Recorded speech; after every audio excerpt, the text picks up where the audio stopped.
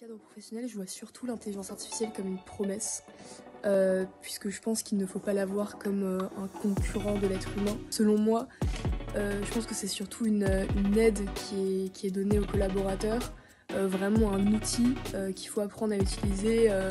Enfin, bien sûr, qu'il faut apprendre à utiliser avec attention comme tout, mais à terme, s'il n'y a pas de problèmes éthiques qui sont engendrés, ou en tout cas dans des grands groupes, il y a une charte d'utilisation. Je vois surtout l'intelligence artificielle comme quelque chose qui garantit une grande aide et qui peut vraiment faciliter le travail des collaborateurs. Finalement, à la fin, est-ce qu'on peut dire que l'IA est une menace ou une promesse?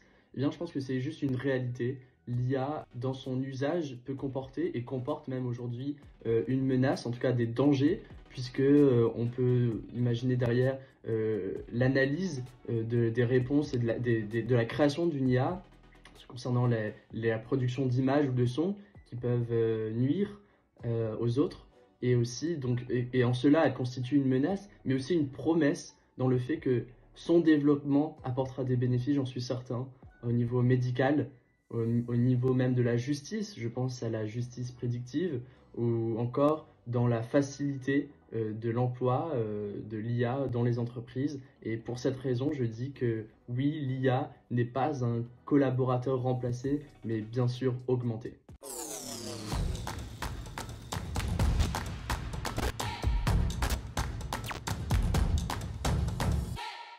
Les dirigeants de Bouygues qu'on a fait courir, je crois. Un petit peu, on n'est pas loin, on n'est pas loin. Pardon s'il y a eu un problème de timing et d'erreur d'horaire. Jean-Manuel Soussan, bonjour, bienvenue. Oui, bonjour. Je vous laisse reprendre votre souffle, directeur général adjoint de Bouygues. Marie-Luce Godino, bonjour, bienvenue. Directrice générale adjointe innovation, développement durable et système d'information. On est impatient de vous entendre sur cette grande question. Comment un groupe comme Bouygues, dont les métiers, les chantiers sont extrêmement différents, diversifiés, aborde-t-il la question de l'IA générative? Et autre question, est-ce que ça devient un sujet spécifique au sein de la politique de l'entreprise? Alors je pense que déjà pour commencer, comment est-ce qu'on l'aborde? Moi je dirais avec enthousiasme et pragmatisme. Voilà, pragmatisme, je sens que ça va être le maître mot de cette journée. Mais enthousiasme aussi. Ouais, très important aussi. Voilà. Alors, je vais commencer par la deuxième partie de votre question sur est-ce que ça devient un sujet spécifique au niveau du groupe? Alors, c'est devenu un sujet spécifique au niveau du groupe dès le départ parce que l'intelligence artificielle, elle existe et il y a beaucoup de gens qui l'ont dit depuis fort longtemps et heureusement, on a beaucoup de cas d'usage qui sont liés à ça. Mais l'intelligence artificielle générative et notamment avec l'avènement de ChatGPT, ça a rendu ça extrêmement concret pour plein de gens et notamment pour les top management des entreprises. Et de ce fait, ça a mis une espèce de vision, d'aura, de pression, je ne sais pas comment on peut dire ça, mais en tout cas une compréhension rapide de peut-être la puissance ou l'intérêt que ça pouvait avoir. Donc je pense que c'est ça qui a rendu le sujet spécifique finalement, c'est que souvent sur des sujets un peu d'expertise, des sujets techniques, voilà, il y a les experts qui s'en emparent, on commence à comprendre et puis ensuite il faut aller convaincre. Là c'est le contraire, je dirais c'est plutôt le management qui a tiré en disant il faut aller très vite, il y a sûrement des choses à faire. Donc voilà comment est-ce qu'on a. Et ensuite évidemment pragmatisme parce que comme toujours il faut quand même regarder en se disant c'est quoi les use cases, c'est quoi la valeur, par quoi on commence. Alors justement, dans quel domaine l'IA générative peut-elle apporter une valeur ajoutée significative? Quels sont peut-être les premiers cas d'usage? Oui, alors d'abord pour compléter ce que disait Marie-Luce, en fait c'est un sujet qui en même temps fait peur et donne envie, l'IA générative. Et puis il y a une chose qui est tout à fait étonnante, c'est qu'au fond quand on a commencé à parler de digitalisation, mise en place de nouveaux outils, on avait plutôt un management qui freinait parce qu'on avait des effets générationnels. Ouais. Et au fond là on ne le sent pas du tout. C'est-à-dire que tout le monde a envie d'y aller. Alors après, c'est aussi vraisemblablement parce que ça tombe dans le domaine public, entre guillemets, très rapidement avec l'arrivée de ChatGPT. Et donc, en fait, tout le monde a envie de s'engouffrer, d'en découdre, on va le dire comme ça. Et de ne pas être laissé sur le côté. Exactement. Alors, ça touche tous les domaines, en fait, l'IA générative. En fait, c'est une question d'imagination, puisque c'est quelque chose qu'on va poser, et puis on va lui donner un certain nombre de sujets à manger, on va dire comme ça, et il va vous rendre quelque chose, une valeur ajoutée. Et donc, au fond, ça peut s'inscrire dans tous les domaines. Après, dans une entreprise, il faut quand même qu'on organise un petit peu les choses. Il faut pas que... Alors, en même temps, il faut que ça parte un petit peu dans tous les sens parce qu'il faut s'essayer à, mais en même temps, il ne faut pas quand même se perdre dans ce que ça pourrait nous apporter. Et c'est la raison pour laquelle, évidemment, nous avons des métiers différents dans le groupe, hein, les médias, les télécoms, la construction, la promotion immobilière. Donc chacun des métiers doit prendre ce sujet-là, l'adresser en disant quelle est la valeur ajoutée que ça peut m'amener rapidement. Et puis on a tous les sujets transverses, c'est-à-dire la finance, le juridique, les RH. Et là, on souhaite avoir une approche transverse au niveau du groupe. C'est-à-dire, je vous dis qu'on ne s'éparpille pas, parce que c'est un sujet sur lequel on peut rapidement s'éparpiller. Peut-être quelques exemples concrets pour étayer ce que Jean-Manuel vient de dire. D'abord, tout le monde s'en est emparé, effectivement, à la fois depuis la tête de l'entreprise, donc il y a eu une forme de foisonnement, c'est très intéressant. Alors, il y a des choses très concrètes qui ont été faites, notamment, Bouygues Télécom s'en est emparé sur le sujet des conseillers de clientèle. Alors, pas du tout pour remplacer les conseillers de clientèle, mais comment est-ce qu'on peut faire pour offrir aux conseillers de clientèle, quand ils ont un client au téléphone, une meilleure connaissance de l'historique de conversation qu'il y a pu avoir. Et donc, depuis longtemps, vous le savez, et d'ailleurs c'est une obligation, une partie des conversations que vous avez avec votre opérateur téléphonique est enregistrée. Et donc elles sont en général transcrites, mais quand vous regardez avec vos yeux humains la transcription de la conversation, pas évident d'en sortir les points clés et surtout pas évident pour un conseiller suivant de comprendre comment tout ça s'est enchaîné. Grâce à l'intelligence artificielle générative, aujourd'hui, les conseillers de clientèle bénéficient d'un résumé des conversations précédentes qui permettent d'extraire les points clés, c'est-à-dire quelle était la demande du client, quelles ont été les actions réalisées et finalement quel a été le résultat obtenu pour le client. Et ça, c'est stocké dans les outils du système d'information de façon à ce que lors d'appels suivants du même client, les conseillers de clientèle ont accès à une information extrêmement utile et qui offre à la fois aux conseillers de clientèle une efficacité plus importante et aux clients, je veux dire, une expérience client améliorée. Donc là, typiquement, c'est un cas d'usage qui est d'ores et déjà en production et qui se généralise. Donc ça, typiquement, ça c'est un cas extrêmement métier dont on perçoit très rapidement la valeur et c'est pour ça qu'il a démarré très rapidement. Alors, je vais rebondir sur cet exemple-là pour dire, au fond, ça existe et ça a été mis en place chez Bouygues Télécom. Et si on faisait un parallèle avec ce qui se passe en ressources humaines, notamment quand on regarde la raison pour laquelle, en majorité, les collaborateurs appellent les ressources humaines, évidemment, c'est pour parler de leur carrière, de leur mobilité, mais également de sujets extrêmement basiques, d'administration du personnel. Ouais. Mes congés payés, j'en suis où? Est-ce que vous pouvez me dire quels sont mes droits à ceci, à cela?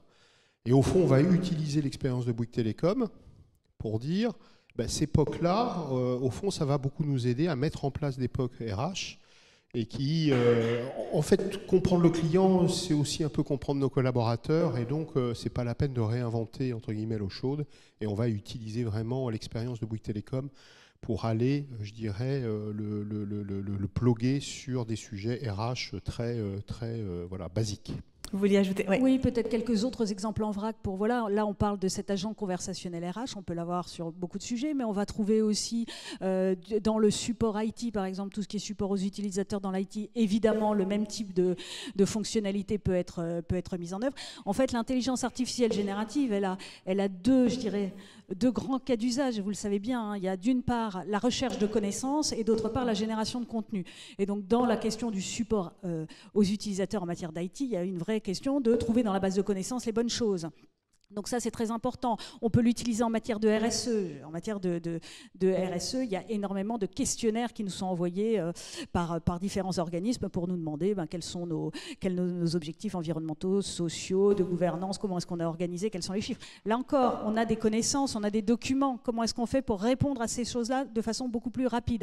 Donc là, l'intelligence artificielle générative, on voit bien qu'avec le même type de façon de faire, c'est-à-dire aller rechercher dans des bases de connaissances et générer du contenu, on peut avoir ça. On peut l'utiliser en design pour les bâtiments ou grâce à une interaction naturelle, on va pouvoir avoir une bien meilleure interaction entre des experts et des non-experts au sujet de la conception d'un bâtiment. l'intelligence artificielle générative, elle va permettre d'améliorer les relations. C'est étonnant d'ailleurs de se dire qu'un outil qui finalement peut faire peur par certains côtés a cette incroyable capacité d'améliorer les relations entre les humains, et notamment en permettant de rapprocher les experts et les non-experts sur un certain nombre de sujets, et donc d'améliorer l'efficacité collective. Alors on voit bien tout le potentiel de transformation et les opportunités pour un groupe comme Bouygues. Il y a aussi la question de la gestion des risques qui sont associés à ces nouveaux outils. Comment est-ce que vous vous emparez de ce sujet-là ? Alors, je vais commencer, puis je pense que Jean-Manuel... Bien, évidemment, et Jean-Manuel l'a dit au départ, c'est à la fois un sujet, à la fois qui génère beaucoup de passion positive et d'angoisse de l'autre côté. Et c'est vrai qu'il y a un certain nombre, on va dire, de points d'attention qu'il faut adresser. Alors, quel type de points d'attention ? Évidemment, la confidentialité de nos données. Est-ce qu'on peut donner à manger des données de l'entreprise dans des outils d'intelligence artificielle générative grand public ? Et là, la confidentialité des données pourrait être perturbée. Il y a la question de la propriété intellectuelle notamment des résultats. Il y a la question de la qualité de la réponse, hein. Vous avez tous entendu parler des hallucinations, donc comment est-ce qu'on fait pour traiter la question de la véracité ? Parce que les réponses ont toujours l'air tellement belles, tellement plausibles, mais ce n'est pas pour autant qu'elles sont justes. Elles sont notamment très fausses sur un certain nombre de sujets. Quand on parle de biographie, quand on parle de gens, quand on parle de relations, souvent il y a beaucoup d'erreurs qui peuvent se greffer à l'intérieur. On peut utiliser aussi des bouts de code pour générer du bout de code. Il peut y avoir des problèmes de cybersécurité qui arrivent. Donc il y a un certain nombre de problématiques. Nous, on l'a abordé de façon, là encore, je pense, assez pragmatique, c'est de dire on n'interdit pas, parce qu'interdire, de toute façon, les collaborateurs, ils vont le faire. Donc c'est pas ça. Donc on n'interdit pas, mais on explique et on met un certain nombre de règles du jeu en place. Et en plus, on leur donne aussi des outils internes qui leur permettent d'accéder aux potentialités de l'intelligence artificielle générative. Donc voilà un peu la façon dont nous, on a adressé ce sujet. Au fond, quand on parlait de peur tout à l'heure, c'est la peur de la disruption. C'est-à-dire, est-ce que l'IA, et là je prends la place d'un collaborateur, une collaboratrice lambda, il dit, mais au fond, est-ce que ça fait que mon emploi ne va plus exister demain ? Oui. Alors la disruption, on met de côté l'IA générative, elle existe depuis tout le temps dans les modèles de business. Hein. D'ailleurs, les entreprises doivent être et regarder si dans leur modèle de business, ils ne vont pas se faire disrupter un jour. IA ou pas IA. Ouais. Accélérateur tout de même. Oui. Par contre, et Marilus y faisait référence, le collaborateur augmenté, ça, c'est un élément important, et on a vu la satisfaction qu'on avait, je dirais, des collaborateurs qui travaillaient chez Bouygues Télécom dans la relation client, la satisfaction de pouvoir répondre, je dirais, plus rapidement, en réactivité aux clients. Et au fond, on n'a pas, entre guillemets, supprimé de poste, mais on a une satisfaction de ces collaborateurs qui est beaucoup plus importante aujourd'hui qu'elle ne l'était avant, parce qu'ils apportent une bonne réponse rapide, plus efficace. Donc nous, on croit beaucoup, entre guillemets, aux collaborateurs augmentés, quels que soient les domaines, et on ne pense pas du tout, à date en tout cas, qu'on aura des plans massifs de départ parce que l'IA générative a été mis en place dans les entreprises. Cependant, il faut quand même être vigilant parce qu'il y a un certain nombre de postes qui pourront peut-être être plus impactés. Moi, j'en ai deux en tête. Oui. Les juristes, parce que tout ce travail documentaire qu'il y a à faire en amont, il est fait par les IA très rapidement et on voit que c'est une grande efficacité. Et alors le deuxième, alors c'est pas complètement pour nous, mais c'est un petit message que je parle. J'espère qu'il n'y a pas de boîte de chasse de tête dans la salle. On nous explique que pour trier les CV, il faut beaucoup de temps, ça coûte beaucoup d'argent pour nous présenter les 2 ou 3 candidats qui restent. Là, on vient leur dire, l'IA générative, vous vous en servez comment ? Et puis on va un peu rediscuter un peu des prix quand même. Voilà, on va quand même continuer à les utiliser, mais voilà, je pense que ça change un certain nombre de modèles quand même. Marilus Godino, sur cette idée du collaborateur augmenté, vous vouliez aussi rajouter quelque chose ? Je pense que, Dans les cas d'usage qu'on a vus, et celui de Bouygues Télécom dont je parlais, c'est le conseiller augmenté. Sur l'IT, on l'utilise notamment pour la partie développement. Les développeurs s'en servent, ça ne les remplace pas, mais ça leur permet d'augmenter leur efficacité et d'aller plus vite. Donc effectivement, dans les cas d'usage qu'on a pu voir, on est vraiment dans cette dynamique-là aujourd'hui. Je ne peux pas ne pas vous poser la question que je pose à toutes les entreprises sur le sujet de l'empreinte carbone, qui est un enjeu clé. Comment on limite l'impact environnemental de l'IA générative ? Alors Marie-Luce va sûrement beaucoup mieux répondre que moi. Cependant, l'IA est aussi une solution pour réfléchir à la décarbonation. C'est-à-dire que là, on peut toujours voir le verre à moitié vide, le verre à moitié plein. Moi, j'ai envie de le voir à moitié plein. L'IA va nous apporter des solutions plus efficaces, plus rapides sur les sujets de décarbonation. Une entreprise comme le groupe Bouygues, doit travailler sur la décarbonation de ses propres activités. Donc l'IA va vraiment nous aider sur ces sujets-là. Et le groupe Bouygues construit, entre guillemets, des éléments qui devront être de moins en moins carbonés, c'est-à-dire participe à la décarbonation aussi, du point de vue du produit qu'elle réalise. Et là, à nouveau, l'IA générative va pouvoir nous aider à accélérer sur ces sujets. Oui, je vais compléter sur cette partie. Évidemment, c'est un gros sujet, la question de l'empreinte environnementale, de l'ensemble des technologies d'ailleurs, et l'intelligence artificielle, notamment par tout ce qui est, on va dire, apprentissage, est extrêmement gourmande. Alors, d'abord, il y a des évolutions technologiques qui arrivent sur des IA hybrides, sur des small language models qui permettront d'avoir des choses plus concentrées, etc. Donc, bon, j'ai espoir que... Mais c'est vrai que cette technologie, en parallèle, elle va permettre d'améliorer notre compréhension et notre capacité à avancer sur ces problèmes de décarbonation. On a énormément de sujets, notamment sur la décarbonation, sur la question des données. On manque de données, on manque de connaissances sur ces sujets-là, on n'arrive pas à extrapoler, on n'arrive pas à avoir des analyses de cycle de vie qui soient faciles à faire, il en manque beaucoup. Je pense que l'intelligence artificielle va nous aider à accéder à ces données et donc va nous donner des leviers complémentaires de décarbonation. Donc c'est toujours pareil, hein, les technologies en elles-mêmes, elles sont quelque part neutres. C'est la façon dont on les utilise qui va ensuite apporter des bénéfices et des risques. Et donc voilà, on est encore une fois, comme souvent, dans une balance bénéfice-risque sur ces sujets-là. Merci beaucoup à tous les deux. Merci à vous. Avant de retrouver tout à l'heure les dirigeants de Crédit Agricole, je vais laisser ma place à présent à Bruno Mettling, le président de Topix, qui va nous parler de l'IA et du travail, comment anticiper pour ne pas subir.